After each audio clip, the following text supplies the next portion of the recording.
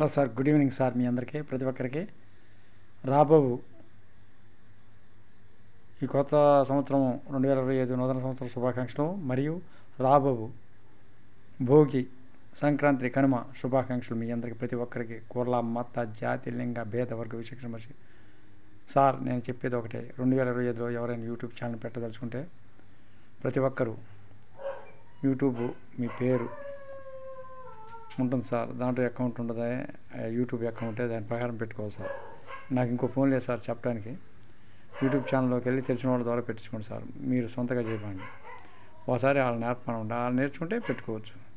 YouTube channel ఎవరి సొత్తు కాదు సార్, మన సొత్తే సార్. సార్, నేను ఒక తప్పిదం చేశాను.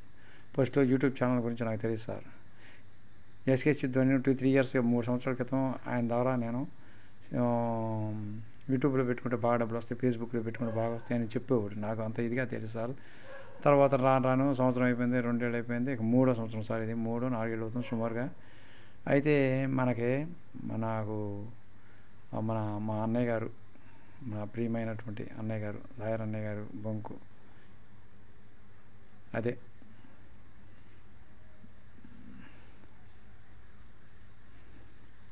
సార్.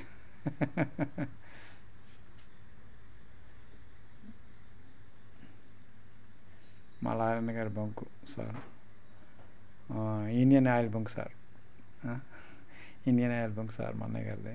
మా అన్నయ్య గారు బంకులో సిహెచ్ రవి అనే కుర్రాడు. ఇక నా గురువుతో సమానం సార్. నాకంటే వయసు చాలా తక్కువ, కానీ నా గురువు గారి కింద లెక్క ఆయన. ఎందుకంటే యూట్యూబ్ ఛానల్ పెట్టాడు సార్, నాకు హెల్ప్ చేసినట్టే కదా సార్ అతను, నా గురువు గారి. ఆయన రుణం నేను ఎప్పుడు తీర్చుకోలేను, నా జన్మాంతం చేసిన.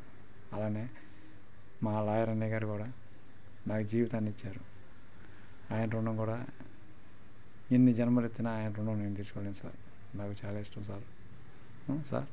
సార్ ఒక్కొక్కరికి ఒకళ్ళు ఇష్టం సార్, ఏదేమైనా సరే సార్. మనసు మనం ప్రశాంతంగా ఉంచుకోవాలంటే ఏం చేయాలి సార్? ఎదుటివారిని ప్రేమించాలి. ప్రతి ఒక్కరిని మనసుని ఎదుటివారిని ప్రేమించాలి సార్. ఎదుటివారి కీడించకూడదు, శత్రువైనా సరే ఎవరికైనా సహాయం చేసేకుండా ఉండాలి సార్. అది ప్రతి మనిషికి కావాల్సింది సార్. నేను ఒకటి చెప్తున్నానంటే, యూట్యూబ్ ఛానల్ ఎవరైనా పెట్టుకోదలుచుకుంటే మీరు తెలిసిన ద్వారా పెట్టుకోండి, తర్వాత మీరు నేర్చుకుంటే వద్దంటలేదు సార్. ఇంకోటి నా దగ్గర ఉన్నట్టయితే మీకు చూపించండి ఎలా చేయాలో సార్. యూట్యూబ్ ఛానల్లో మీరు షార్ట్స్ చేయండి, యూజ్ దిస్ సౌండ్స్ వస్తే షార్ట్స్ చేస్తూ ఉండండి. అలానే పెద్ద వీడియోలు మధ్యలో ఇలా మాట్లాడండి సార్. మీరు షార్ట్ చేసినప్పుడు వెయిట్ లిస్ట్ వస్తుంది సార్.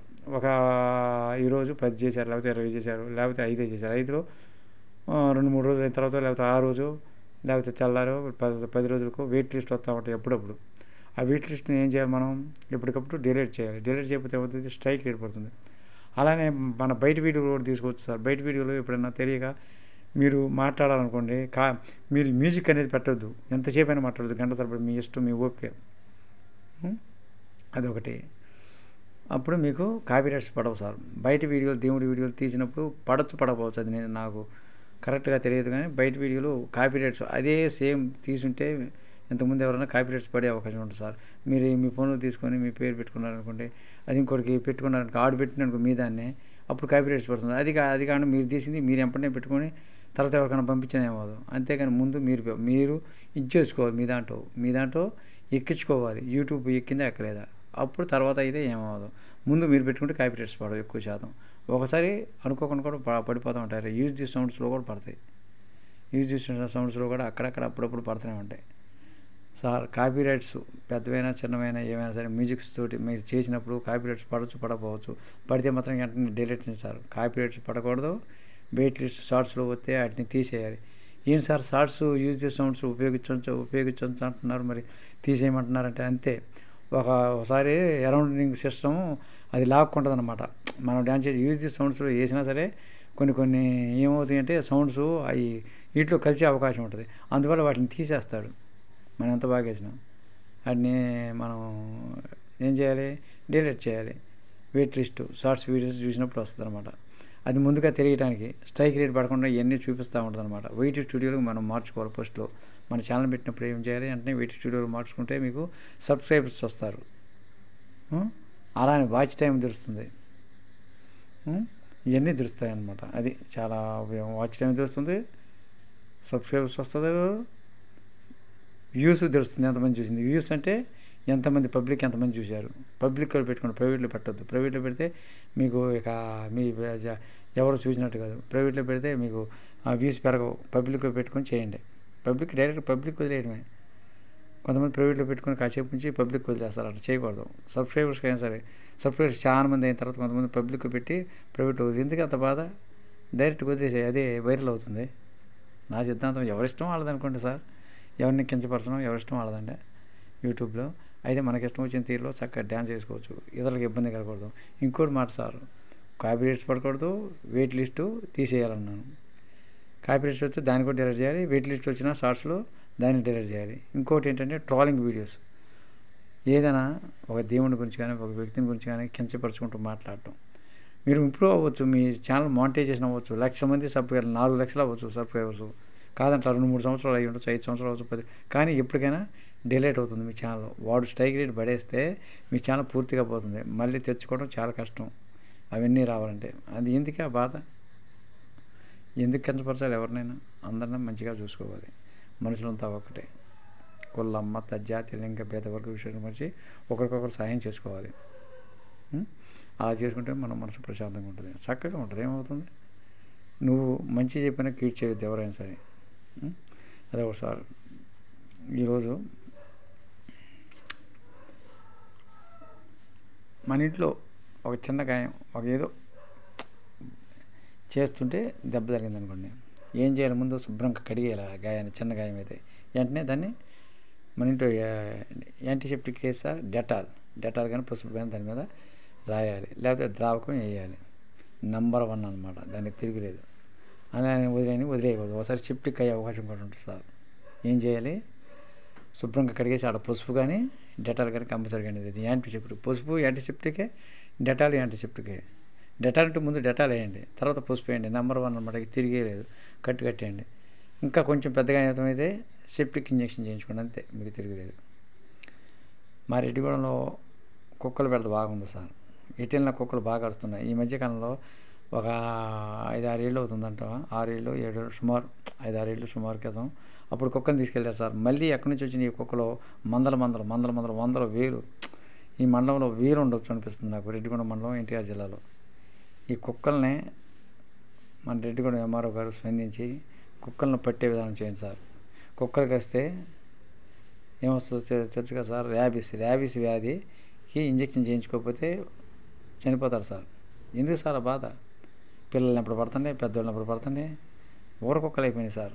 ఎవరైనా కుక్కను పెంచదలుచుకుని గొలుసుతో కట్టేసుకుని ఇంట్లో చక్కగా పెంచుకుని దానికి ఇంజక్షన్ చేయించాలి.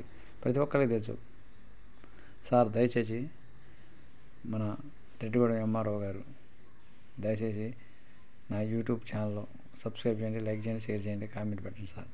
ఎందుకంటే సార్ నేను కుక్కల గురించి అంటే నా ఒక్కడి గురించి నేను చెప్పట్లేదు సార్. రెడ్డిగూడెం మండలం, మా రెడ్డిగూడెం మండలంలో ఎన్ని ఊళ్ళు ఉన్నాయో అన్ని ఊళ్ళో మీరు కుక్కలు పట్టుకోవాల్సిందిగా నేను కోరుకుంటున్నాను సార్. మీకు ఎంతవరకు వినతి పత్రం సమర్పించలేదు సార్. దయచేసి మీరు కుక్కలు పట్టేటటువంటి విధానం చేసుకోండి సార్. మీరు పెద్దవారు, మీరు మహానుభావులు, మీ అంత గొప్పవాడిని కాదు, నీటి పుడక లాంటివాడు సార్. అందుకని మీరు దయచేసి మన మండలంలో, రెడ్డిగూడెం మండలం, ఎన్టీఆర్ జిల్లాలో ఉన్నటువంటి కుక్కలన్నింటినీ, ఈ ఊర కుక్కలన్నింటినీ కూడా మొత్తాన్ని తీసుకెళ్ళండి సార్. ఎక్కడైనా వదిలేయండి. ఏం చేస్తారో నాకు తెలియదు, లేకుండా చేయండి సార్. కుక్కల బెడద ఎక్కువైపోయింది. అలానే కోతులు ఈ మామిడికాయలు ఆగం చేస్తున్నాయి. పట్టేసి ఆ కోతులను కూడా దూరంగా దూరండి. కుక్కలు కోతులు సార్, ఈ రెండింటిలో లేకుండా చేయండి సార్.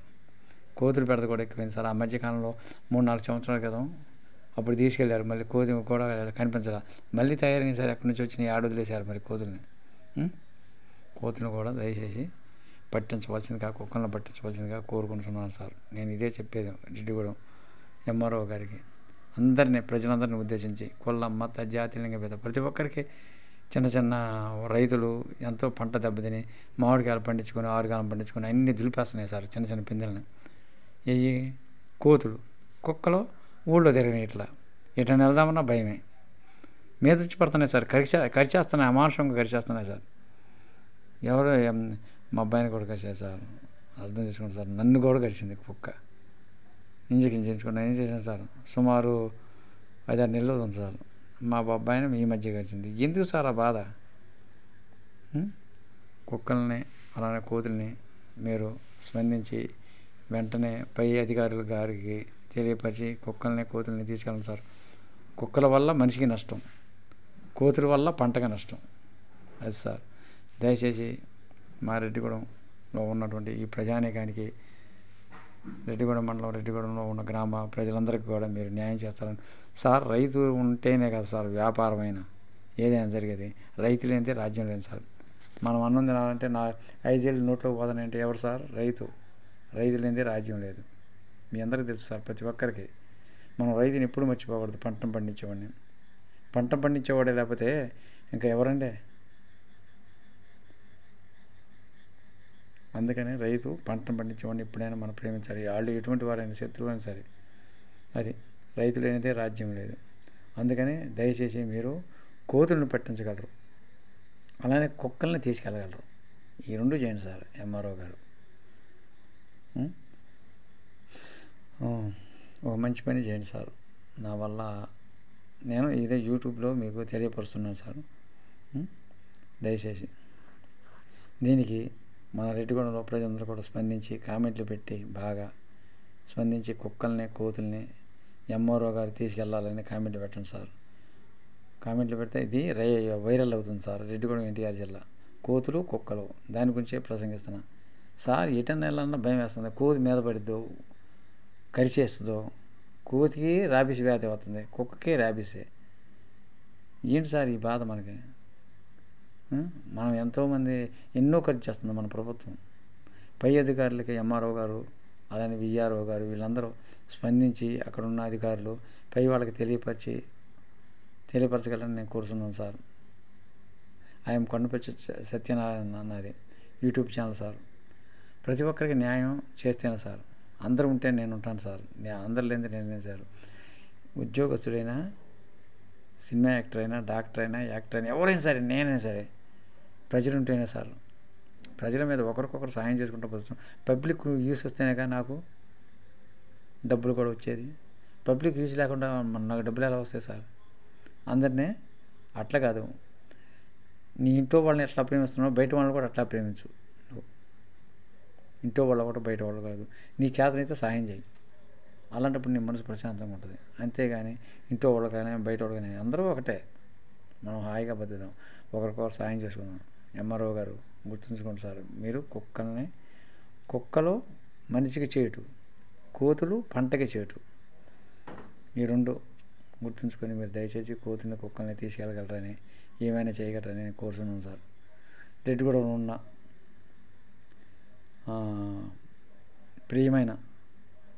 నా ప్రియమైన ప్రజలందరికీ కూడా, ప్రతి ఒక్కరికి రెడ్డిగూడెం మండలంలో ప్రత్యేకంగా ఈ యూట్యూబ్ ఛానల్ నేను పెట్టుకున్నాను సార్. కొండపల్లి సత్యనారాయణ. మీకు ఎవరైనా తెలియని ఇంతకుముందు తెలియజేస్తున్నాను సార్. నా పేరు కొండపల్లి సత్యనారాయణ. నా యూట్యూబ్ ఛానల్ కూడా కొండపల్లి సత్యనారాయణ. కొండపల్లి సత్యనారాయణ డ్యాన్స్ అంటే వచ్చేస్తుంది సార్. నా కొండపల్లి సత్యనారాయణలో క్యాంపీలు ఉంటాయి, పంటల గురించి ఇలా చెప్తాను. అలానే క్యాంపీలు ఉంటాయి, డైలాగులు ఉంటాయి, ఎక్కడెక్కడ ఏదన్నా పద్యాలు ఉంటాయి, ఎక్కడన్నా పురాణాలు అంటే కార్తీక మాస పురాణం కానీ అలాంటివి ఉంటాయి. ఇలా అన్ని రకాలు ఉంటాయి సార్. దయచేసి ఐఎమ్ కొండపల్లి సత్యనారాయణ యూట్యూబ్ ఛానల్లో మీరు మొట్టమొదటిగా చూసిన సబ్స్క్రైబ్ చేయండి. ఒక్కసారి సబ్స్క్రైబ్ చేస్తే చాలు సార్. ప్రతిరోజు లైక్, షేర్, కామెంట్ పెట్టండి. సబ్స్క్రైబ్ చేసిన తర్వాత లైక్, షేర్, కామెంట్ పెట్టండి. లైక్ పెట్టి కామెంట్లు ఎక్కువ పెట్టండి సార్. నేను కోరుకునేది సబ్స్క్రైబ్ చేయకపోయినా ఇష్టమే, లైక్ చేయకపోయినా ఇష్టమే, సబ్స్క్రైబ్ చేయకపోయినా ఇష్టమే. కానీ ముందు సబ్స్క్రైబ్ చేసి కామెంట్ పెట్టండి. లైక్ చేయకపోయిన పర్లా, అది నాకు కావాల్సింది. కామెంట్లు పెడితే వాళ్ళు వైరల్ అయితే ఇది పై అధికారులకి వెళ్తుంది సార్. నా ఈ వీడియో దయచేసి ప్రతి ఒక్కరూ కుక్కల్ని, కోతుల్ని ఎంఆర్ఓ గారు తీసుకెళ్ళగలరని నేను కోరుకుంటున్నాను సార్. మా పంటలన్నీ పాడు చేస్తున్నాను సార్.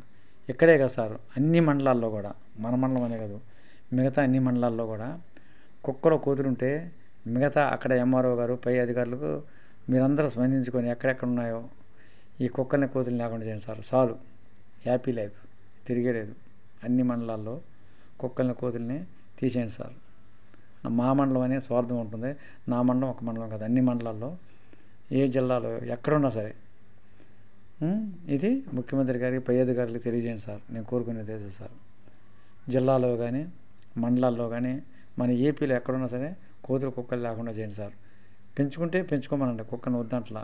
కట్టి పడేసి పెంచుకోండి గురుస్తోటి, అంతేగాని ఊర కుక్కలా బయటకు వదిలేయటం అట్లా చేయొద్దు. చేసేస్తే తీసుకెళ్ళిపోతారు మీ కుక్కల్ని, అందుకని జాగ్రత్త వహించండి. కుక్కల్ని కుదిరి తీసుకెళ్ళగలరని ప్రతి మండలంలో ప్రతి జిల్లాలో ఏడున్నా సరే. పంటలో నష్టం చేసేది ఏది? కోతులు. కుక్కలు మనిషిని కరుస్తాయి, కోతులు కూడా కరుస్తాయి. అవి రెండు నష్టాలు, కోతుల వల్ల పంటకి నష్టం, మనిషికి నష్టం. మనిషి మీద పడి కరిస్తే దానికి కూడా ర్యాబీస్ వ్యాధి. కుక్క ఇంజక్షన్ కోతి ఇంజక్షన్ కూడా చేయాలి. కుక్క కోతికి ఒకే ఇంజక్షన్, వేరేది ఏమి ఉండదు. కుక్క కరిస్తే ర్యాబీస్, కోతి కరిచిన ఆ ర్యాబీస్ వ్యాధి సార్, గుర్తుంచుకోండి. ఇది ఈ వీడియో అందరికీ వైరల్ లాగా మారాలని నేను కోరుకుంటున్నాను సార్. మీరు సబ్స్క్రైబ్ చేసి లైక్ చేసి కామెంట్ పెట్టండి, నేను 3 చేసినా సార్. గుర్తుంచుకోండి సార్, నేను ఉంటాను sir. Thank you sir, thank you very much. God bless you మీ అందరికీ.